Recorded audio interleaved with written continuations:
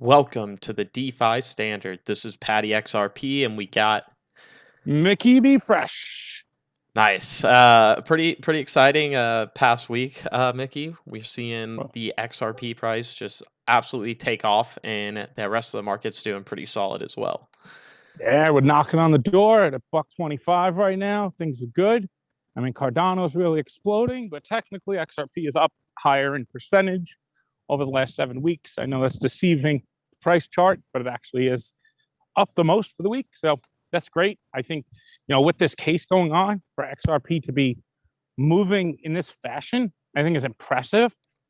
Just the fact that, people like Ryan Selkis said, hey, XRP would never go over 10 cents again. Think back to December.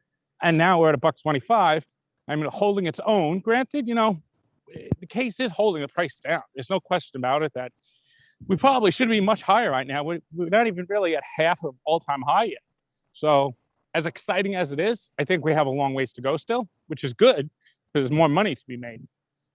Absolutely, and I mean, so what I'm kind of looking for right here, and I pulled up the price chart on our screen, Mickey, for everybody to see, but I feel like it's the first time we ever done that. yeah, no, it actually is, but you got to enjoy it sometimes when it's going Of on, when we course. get these Of pumps, course. because we just went through 2 months where it was pretty lackluster, but then you get the exciting times and it moves fast when it does.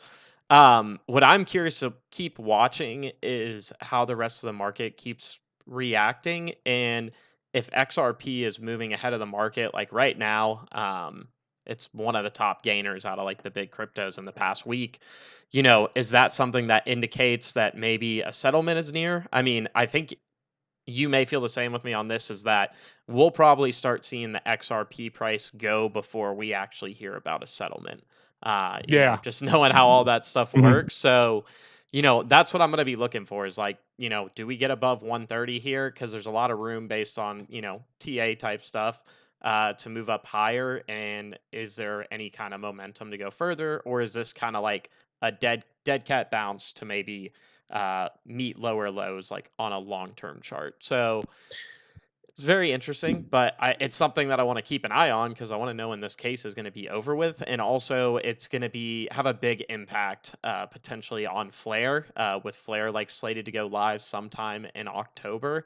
A higher price for XRP, as that's probably going to be the asset minted on the Flare network as an F asset, the most out of any of them. The higher the value that is, the quicker Flare gets some notoriety, attention. People start looking into it, and that can also help with getting some of the other communities like ready to go, even though they may not seem as excited as the XRP community is right now. But if you start getting a lot of value in it and it's looking good on charts and a lot of people want to pay attention to the price, it's a good way to bring more people in if that's where we're at by the time it launches. Absolutely. And the more, FXRP that's minted, what does it mean? The more spark that gets locked up. And therefore, that's going to drive value too, because storage demand is something, that's important just as much as utility. So everyone always talks about, utility, utility, utility. But at the same time, you need storage demand. And Susan Athey's paper and what was his name? Robbie Mitchnick in 2018 talked about that. So that's where these proof of stake networks and things like Flare Network with the F assets locks up the native asset Spark. So that drives the value of the asset up. You can't just have all utility with no storage demand, and you can't have all storage demand with no utility. And then the third factor in that mix of functions you need really for a native asset is yield.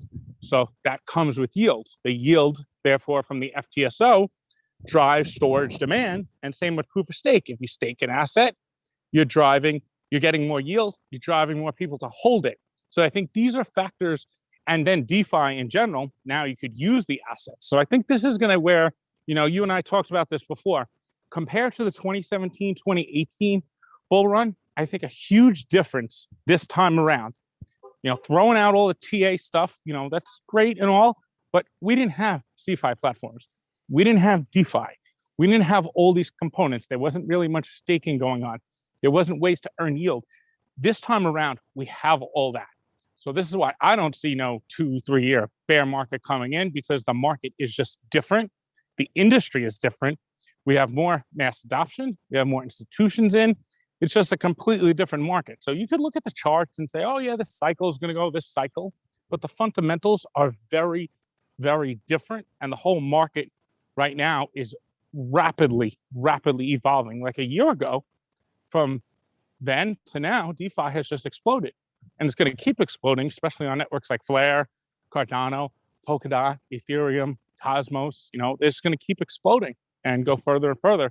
So I think that's going to affect the value of these assets, and they're not going to just go in their same cycles that they just go in, because it's not only a speculative asset anymore, up and down, up and down. Now you have reason to hold these assets, use them on applications, and you got to remember, that's what you're invested in a decentralized public blockchain. That's a protocol, not just an asset that goes up and down on an exchange's database. So I think that's a big difference from 2017, 2018 we have to keep in mind. And you want to know what another big difference is, Mickey? We're not printing trillions and trillions of dollars every single year. One of the big things when the market topped out was the dollar index hit the low point that was established at, the high of the last bull market, like when XRP was reaching up to like 370 in January 2018. DXY hit that and then had a large rebound off of it.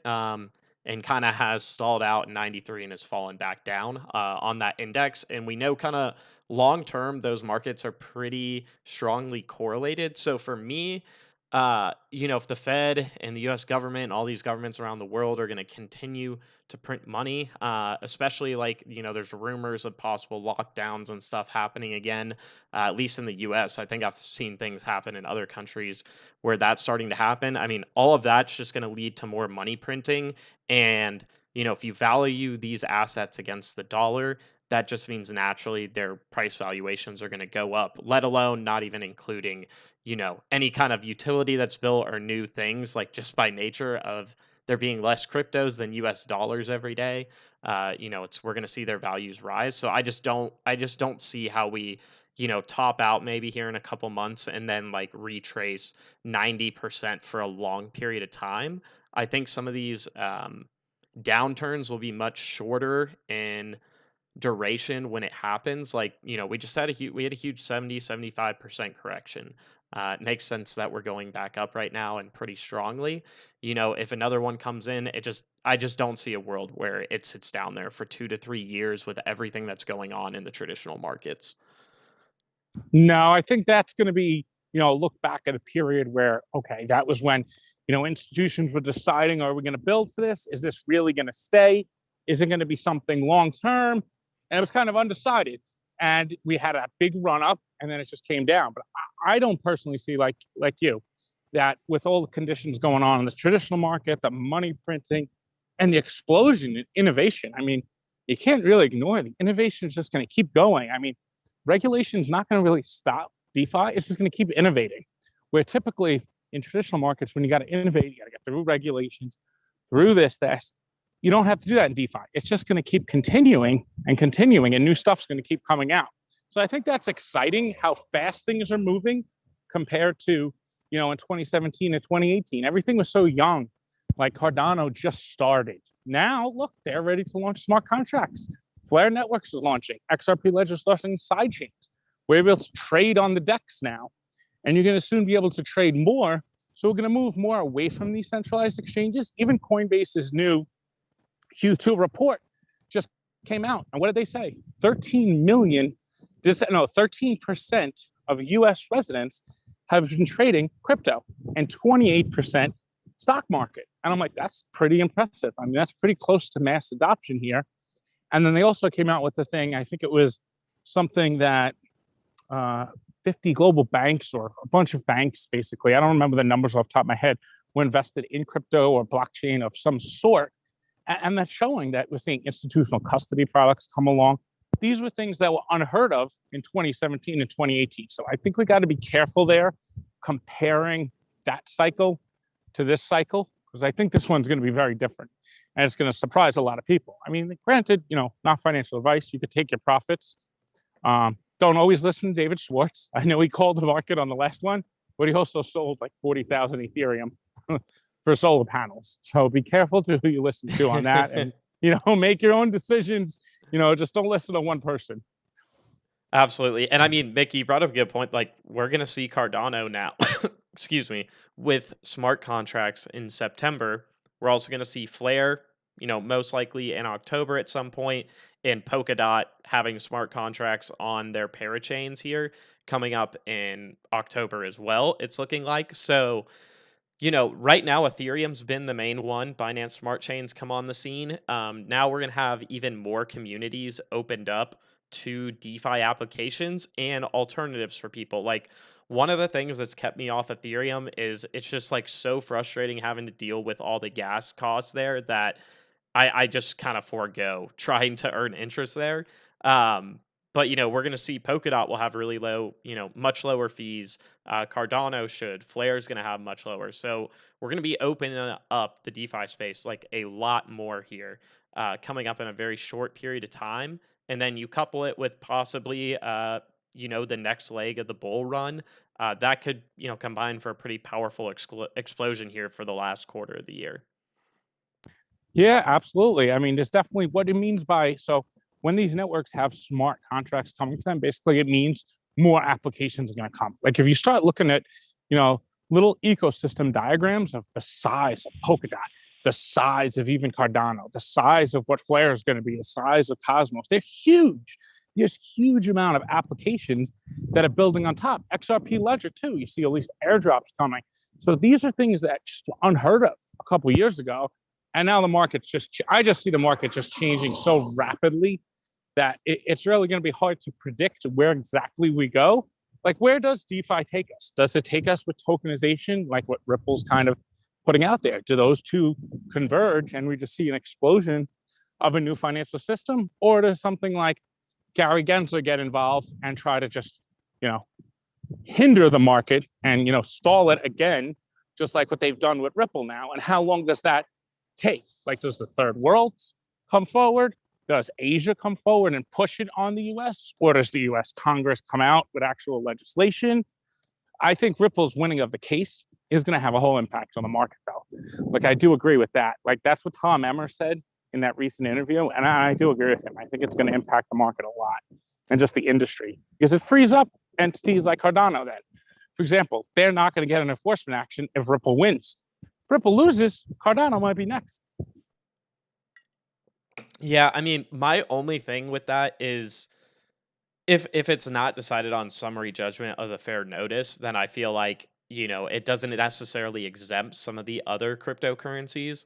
But what I will say is it definitely gives a boost to the whole market. And if the market's getting hot and let's say a settlement comes within the next month or so, that's definitely going to boost everybody. Probably XRP the most, but I think a lot of the other cryptos would benefit by association at that point. So, it is interesting though. Like, we've seen a lot of different things coming up with this Ripple case as well, and with that, like, there's a ton of deadlines coming up here shortly. In regards to a bunch of different motions at play. So, like, there's a lot of opportunity for things to happen in the meantime, and it seems like there's been a lot of questions building up in that case, but not necessarily like a lot of things happening at all, at least for the past couple of weeks. Um, But I agree with you. I think that we will see a run up. Like the fact that XRP is very undervalued right now, as the case gets closer to being dismissed or over or settled in a way, I think we'll see the price go before that. It's not going to be just open announcement and then boom. It always leaks out or some anticipation leads up to it. And then, the price will go. I don't know if it's right now, it could be on this run that we're seeing right now, or it could be in the near future. But we do have a lot of deadlines. So things are going to happen soon. And we got Songbird coming up. We got Flare coming up. I mean, we got XRP Ledger side chains, the Inman with hooks. So there's just so much going on in the next 2 quarters really here that it could just impact the market in directions that we really can't see yet. So that's why it's so important to really follow along with the market like daily or at least weekly, but really daily because things move so fast and change so rapidly, more than just price. Absolutely. And, I'm just looking here at the Cardano price chart, and it's extremely close to its all-time high, which it set just 2 months ago. And we think about XRP is not even at maybe it's at a third right now of its all-time high, which was set 3 or 4 years ago, as opposed to Cardano just said it's 2 months ago and it's almost back to it. So to me, there's just like a lot of pent up energy in XRP due to the case. It kind of missed out on the beginning of this bull run entirely, and then got caught up in April and May with the rest of the explosion. But it's missed a lot of it. I mean, XRP was looking really good if we go back to November and early December of this year with the flare snapshot happening and all that stuff, and then the price just got pummeled by like, I don't know, 75% down to 17 cents. So I mean, like, XRP has performed, really well compared to what I was expecting. Honestly, I thought that when that case happened, that XRP may be just like in the doldrums for a really long time until it was settled. So the fact that it has life and we're seeing Ripple, expand outside of, the US, there's a ton of expansion going on for them. And we're seeing, other things like hooks come alive. We're going to have these XRPL side chains. Bringing NFTs to the XRP ledger. There's a lot going on, that's showing that it's more than just the US. Yeah, absolutely. And things like the Zum app, they let you use the XRP ledger fully. So you don't need necessarily Coinbase. Granted, yeah, if you want to cash out to fiat, it's a little more difficult or to purchase, but you can do that with connecting, a Bitstamp account to Zum. You can cash out directly to fiat there, and you can buy XRP. Yeah, it's going to take a little work, but it can be done.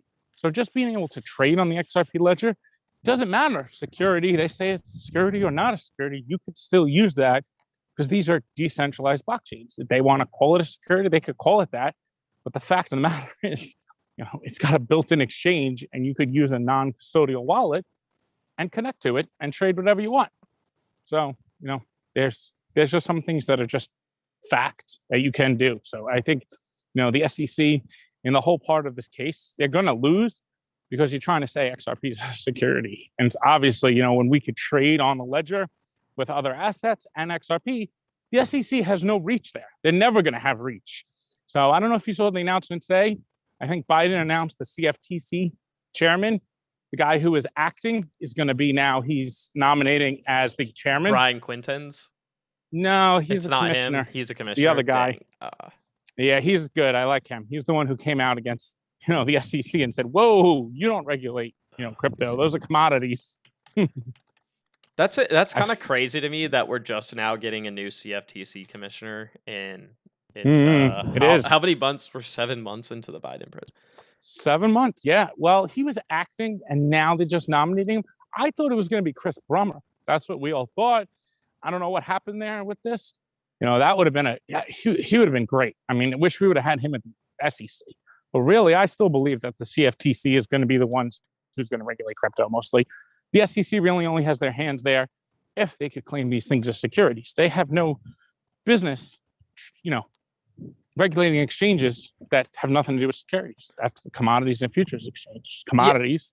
Yeah. Also, if you think about it, like, what the SEC has generally done when they don't say that these assets are securities after the lawsuit's finished. Like, Kick is still, it's still out there. It's still cryptocurrency. It can still be used like some of these other ones that have been charged in the past. So to me, like, if they're just settling on cases and there's not some like definitive ruling by a judge, it's just like, I don't understand, like, what is the point of them?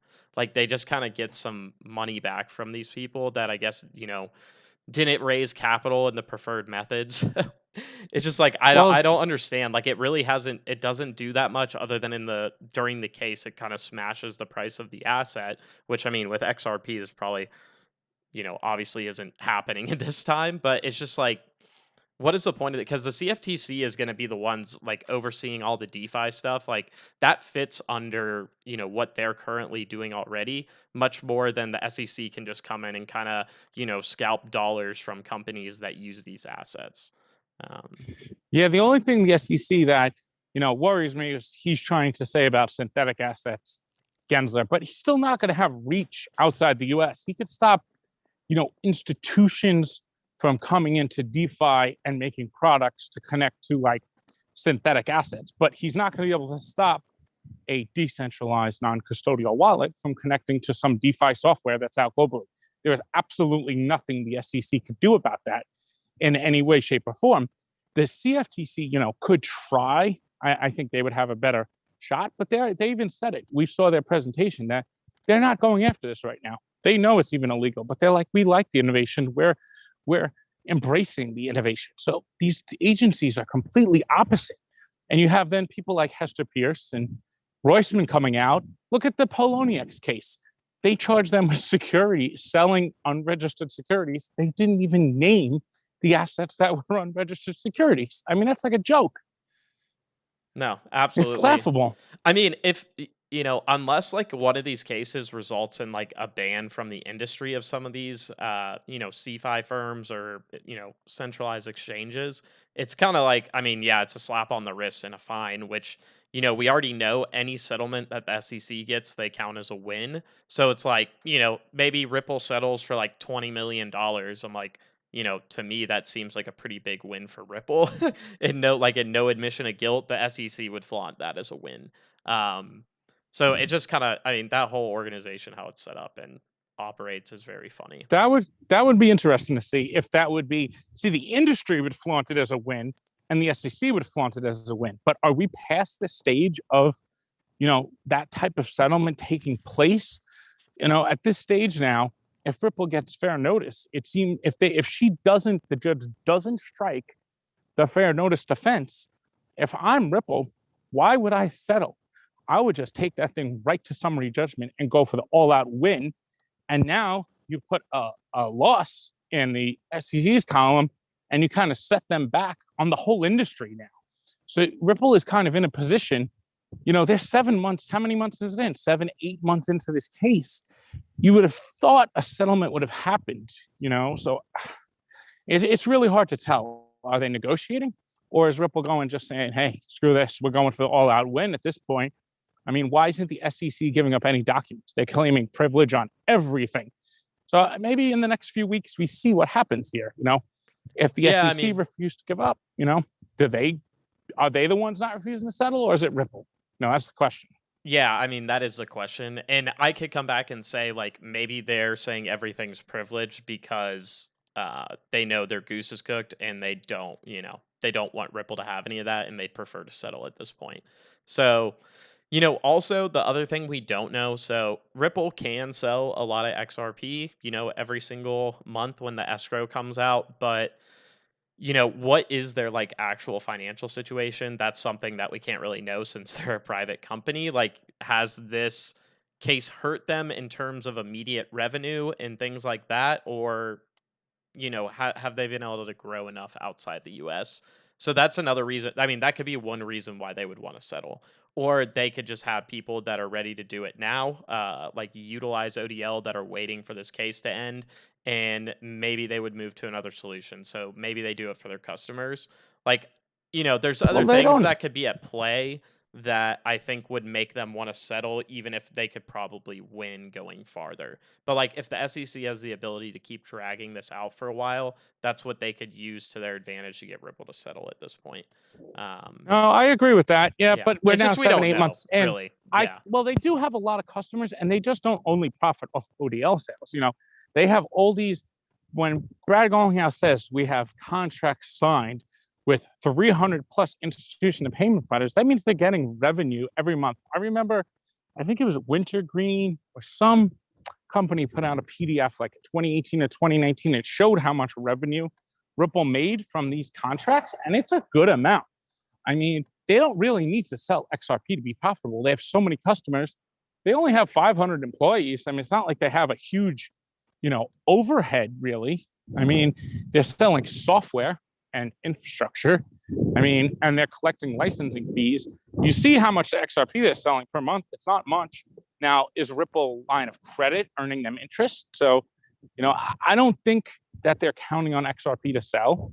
He said they had a couple $100 million in the bank, but you're right. How much are the lawyers costing them? I mean, it's got to be costing a good penny, to defend Chris, Brad, and Ripple, and to do 8 months of this. It's probably, a lot of money, but we don't really know. You're right. It's a private company. yeah, that's the We'll thing. probably It's like, find out one day, though. Oh when yeah, they go definitely. I public. mean, when it happens and we see like if a settlement happens and we see the terms, we'll, at least have a ability to figure out maybe what was going on the whole time, like why did it go this long or why was there not a settlement before? So I'll be interested in that day, but until then, I think, if XRP starts racing ahead of the rest of the market by a lot, then I think that's a possible signal. I can't Hmm. imagine that it's like settlement drops, people can see it, everybody in the world can see it online if they want, and then XRP price takes off. I think it's XRP price takes off way ahead of the market, and then settlement comes in. That's at least what I think Hmm. makes the most sense to me. Me too. Um, you would think that there'd be enough rumblings going on that people with in the know would be hopping in at that point. Well, we Um, gotta. I mean, if you want to take it that far, you got to be looking at like right now what's happening. Like XRP is moving up. Granted, it moved up in April and May, but it's moving now and kind of leading the market in the top, 20 assets. It's right up there with the top. It's definitely leading Bitcoin. It's definitely leading Ethereum in the last week or so. So is this that moment? I don't yeah, really know. Could it be? Maybe. I gotcha. Yeah, for me, it needs to go above where we topped in April. So $2. Yeah, it needs to be above $2 and in a relatively quick amount of time for this to mean something. Because I know like XRP is racing ahead right now, but it's not ahead by that much of some of the other top cryptos.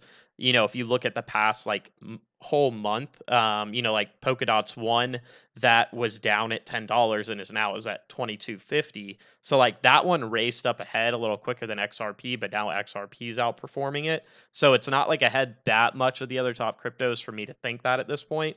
But if we keep seeing it move much higher, like especially above the tops um, from April or spring in the next couple of weeks or so, then I think that could be something that is an indicator. But And I otherwise, think yeah, it will have an impact on Flare too. So this is something I think that is important. I think Flare is going to be successful regardless because of their technology, but I think it will get an extra boost if XRP's value is over all-time high. Everyone who owns XRP is going to be a Spark holder, right? So you're going to have the ability to mint FXRP, earn Spark from just having Spark, and from minting FXRP, you can have more value. So if you took 10% of your XRP right now and minted FXRP, compared to, say, it's $10, and you take 10% of your portfolio and minted FXRP, that's a lot more value. Therefore, a lot more Spark getting locked up and a lot more activity and value on the Flare network. So the XRP community is a huge factor in the success of Flare network. It really comes down to the community and the technology. So if the technology does what it says it's going to do, and the community has the value there and utilizes it, the network's going to be successful. So those are kind of the dependent factors, I think, on if Flare is going to be successful or not. yep, absolutely. I mean, to me, higher price in XRP means Flare gets more market capitalization in a quicker period of time. You could even like, let's say XRP is at $5 when Flare launches. Even if decrease the percentage of individual XRP like coins that are going to be minted, to me, it's just like that is enough to push the market cap up much more if the price of XRP is higher. Because, we can assume that, maybe at current prices, people would mint X amount, and then at $5, people would mint X amount. With that kind of price increase, I don't think like the decrease in individual tokens that will be minted would be lower. So to me, that points to more Spark having to be locked up as collateral in, maybe the first 3 months of Flare going live. So, especially, if Stellar blows up too, that could kind of leak in and it'll be a faster way to bootstrap the whole network up. It could attract more developers in the short term as all these other platforms are also launching their smart contracts. The nice thing is that Flare also has like XRP that can help it as far as like getting value on the network. Yeah. So are you selling 65% of your XRP if it hits $10? No, but I would sell let me think what I have. I have an amount. Oh, I would sell some at $5 and $10. So probably What about percentage? like five at tops at each one of those. But that's mainly because you know, I 5%. yeah, 5% at $5 and then 5% at $10. That's what I would do, and the rest I'd be using in Flare Network. But so Yeah, for I'm me is along the same lines. I just want to take out my original, my original investment, and if the price got that high, I would be able to do that with a small amount of my portfolio, and then I'm playing with free money, and I can use that money if the um what is it? The market, takes a sharp retrace, especially if XRP hits $10, then I have some money to put in. Sure, like if I sold all of it there and then bought back in, I'd probably be super rich by then because I'd be able to buy so much XRP. But to me, I'd rather just keep it in the market, participate in DeFi, earn some of these other tokens that are going to be available in the meantime, like Spark, YFin, YFlare, then sell all out of the market. And also, it's like, if I sell five, maybe 10% total in that period of time, that's still a lot of XRP I could scoop up if there is a 90% retrace. But let's say there's not and it only goes down like 40% and then gets above $10, at least I still have the majority of my assets in the market. But we've gone up enough too many times for me at this point. I need to take some profits just like to feel good about it. If you get I what hear you. I'm saying, yeah. I would take probably 5 or 10% around that range too, roughly. And I would definitely be looking to not exit plan. Like that's definitely not something at my age I'm going to be looking to take out 65%. Not with DeFi and not with the ability to earn yield streams and to amass other new assets that are going to have potentially very high value in the future. So using this value from XRP instead of just exiting out because that's the end of the cycle here. We're out. Up. Now we have all these options and opportunities to be able to set ourselves up to build real wealth for the long term instead of just a quick, boop, I'm out. Why would you get out of a market that is just exploding and is going to be the basis of the next financial system? I mean, granted, like you said, there is the risk. Okay, you could, sell and then buy back in lower. But what if the utility kicks in and all these other storage demand kicks in? The price just keeps going because that's going to happen at some point. We're going to move from a speculative market to an actual, utility and storage demand based market where the applications on the network are going to be what drives the value and not just the up and down on some exchanges database, with the manipulation of all these exchanges. And it's really not even the whales, it's the market makers, who I guess you could call whales, manipulating just speculative trading. But when you have utility on the network and the assets being used in DeFi, and it could be locked in yield and liquidity pools, you could set yourself up with yield streams. That's really what DeFi is all about. And I think it's changed a lot of people's opinions on their exit plans. And granted, a lot of people did get burned in 2017 and held through. And now we're like, okay, I'm not going to hold through. I'm going to sell some. Granted, I'm probably going to sell a little too, but I'm definitely not going to sell 65%. Like that's an absolute no for me. But that's my opinion, not financial advice.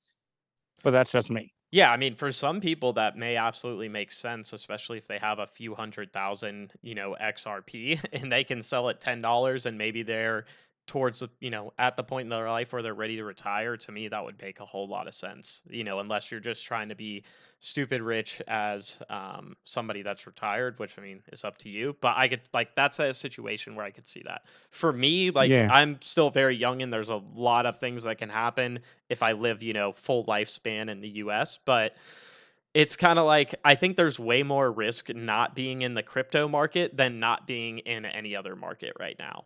So like for me to sell out like any significant portion of my holdings is just like I couldn't handle that if it exploded as much as I think it potentially can in the long term. So for me it's like I'll trade a little bit here and there and sell out just to make sure I don't have to sell out at some unfortunate time due to like maybe constraining myself too much financially. So to me, it's just like I have to be in the market. I'll take all the ups and downs that come with it, but I know what ultimately is coming. Like, we're seeing these reports that you were talking about earlier where, banks and financial institutions are investing heavily, heavily in fintech blockchain firms. They had Ripple listed as a DLT technology firm, not a payments company, and they had those broken out as well. So for me, it's just like there's too many signs that this is going to be a thing, at least for many years to come to get out at this point. Yeah, and absolutely. I think there'll be more investable opportunities with tokenization too, as things like Securitize is planning to build like a Robinhood type app for tokenized securities. So then you could start, holding things like, okay, with Link to, you got to be a credit investor. What if you could buy real estate tokenization? You could just be a regular non-accredited investor and buy those type of things and they earn you yield. So this market is going to turn from crypto into tokenization and it's just going to evolve. So I would want to be in this market continuously throughout that. But granted, like you said, everyone's situation is different and you have to do what's best for you. And what's best for me might not be best for the person who's listening right now. So that's just our opinions. So everyone's free to do what they're free to do. But I do think that the market is very different than 2017, and we should not look at it the same way. I think it's very different. Yeah, I Like think that's the dramatically. biggest point. I could see there could definitely be a period of crypto in general going down for a year. That happens in the stock market at times. So I would expect that to happen at some point for crypto. But I don't think it's just going to retrace like 95% over the course of like 3 or 4 years. To me, But you that just can doesn't make make any money, sense. Oh, yeah, you but can you still, can but make like, money in the downturns now, where we didn't have that option in 2018. Now you can just sit there and earn yield, or even in a liquidity pool. And if the market's going down or sideways, you could actually accumulate more XRP. yeah. So, I mean, there are options that you could diversify within a bear market, for example, or a downtrend. Yeah, I mean, and that's why crypto really needs the derivatives. Yeah. Some really Mm-hmm. solid derivatives protocols in place because that really gives people the most ability to make money when the markets are down. If anybody watches Greg Manarino, who covers the traditional markets, all he talks about is like, we're not here to, we make money whichever way the market goes. So, I mean, there's ways now with DeFi you can set yourself up to at least be earning some yield while the market goes down. Like, let's say instead of selling out, a lot of your assets at $10 and seeing if you can time a market that really I've never seen anybody be able to just be able to predict at any given point all the time. So instead, you could sell out half your FXRP to YUSD or some other stable coin and then put it in a liquidity pool at a place where you think the top is. Like, let's say that it gets to $10 here in a couple months, theoretically. So if you go in at the top with half FXRP, half YUSD into a liquidity pool, even if there was a 2 year bear market, you could still be earning fees that entire time. And sure, maybe there'd be periods of low volume, but there's still going to be spikes and peaks during that time period where you'll get higher volume and more fees for the liquidity you're providing. And now you can, kind of just ride that wave. Sure, you'll have some impermanent loss that occurs on the way down, but if you're expecting the price of XRP to get back to $10 in the future, then you could just ride that, get fees the entire time. And then when it gets back up to a $10 price point, you can exit if you want. And then basically there's no impermanent loss at that standpoint. So like that's one of the big things with impermanent loss is you may be, if you exit at some point in time, you could suffer it. But if you wait until it corrects back to the correct price point for you, then, you're able to avoid some of that or have it be Now, extremely wouldn't you? minimal. Now, wouldn't you earn some XRP? So, say the price went down and you went in a liquidity pool, like you said, FXRP and YUSD, and the price went from $10 to $7. Wouldn't you then have more XRP Only at if you $7 a exit. little? Only if you exit at that Okay, point in only if you time. exit. So that's another thing. Like, let's say you're a trader, you could go into a liquidity pool for a down period, and then let's say like maybe the price drops 30% and hits your target. You're at that point now. You could say, I actually think that XRP price is going to rebound in a really short period of time, maybe like 2 weeks. And I don't think I'm going to earn enough in fees there for me to keep this in there. So you could take out the FXRP that you have more of now and that stable coin and, trade that stable coin for more XRP. And since you're on the downturn where more XRP was going into the pool than YUSD, you're able to take out more XRP and then you could ride a quick price spike. So, I mean, that would be like a trading situation, which I mean, unless you're good at that stuff, I feel like a lot of people wouldn't want to do. But if you think, But market maybe, makers right? Like institutions would do things like that, right? I mean, I don't know if they would just pull out. I feel like they would probably just keep their assets in regardless of where the price is going, just because that's more guaranteed yield. You're kind of taking a chance if you pull out there. If the market doesn't recover as quickly as you thought, then you would have had an opportunity cost of not earning fees during that time. But I mean, there's different ways to go about it, is my point really. And there's other things like you could sell out into stable coins some and then get into like a stability pool on Flare loans or something like that. And just you could hold some stable coins in the meantime, but also still earn yield on those stable coins. And you're also doing it on a decentralized protocol. So there's different ways that you can go about this. I mean, we'll see. Maybe some of these, Spark isn't hurt as much when assets go down just because a lot of it's locked up. We'll have to see how some of these different assets and their tokenomics play out. But there's a lot of things you can do to at least, earn money in a downturn at this point. Now that's just in DeFi. Then you have network rewards. So Yeah. say you're Yeah. just staked, like you have DOT just staked in there. You're still earning 12 to 14% more DOT during that downturn. So I think this is going to create a less sell pressure and Spark too. So if you're delegating your FTSO vote, you can't be trading it on the exchanges and selling it at the same time. So you could just sit there and continue to keep earning this. And I think this will affect people psychologically where they're like, okay, I could sell out the top price right now, take my profits, or I could sit here and earn some yield. And instead of doing just one or the other, they might do half and say, okay, instead of just selling all out if that yield wasn't there.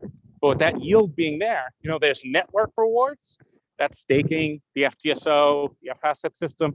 And then there's DeFi, like what Patty was saying, with the liquidity pools and the loans and the collateral depositions and CeFi. So there's two tiers here. Network rewards and then DeFi, because the FTSO is not DeFi. Like Flare Network itself is not DeFi. It's a public blockchain. On top of that is built, decentralized applications then, like Flare Finance and Probity and Trustline. Oh, absolutely. Well, we're about 45 minutes in, Mickey. I think this is a good point to wrap it up, unless you had anything you wanted to touch on. No, that's about it. Cool. I think we covered everything.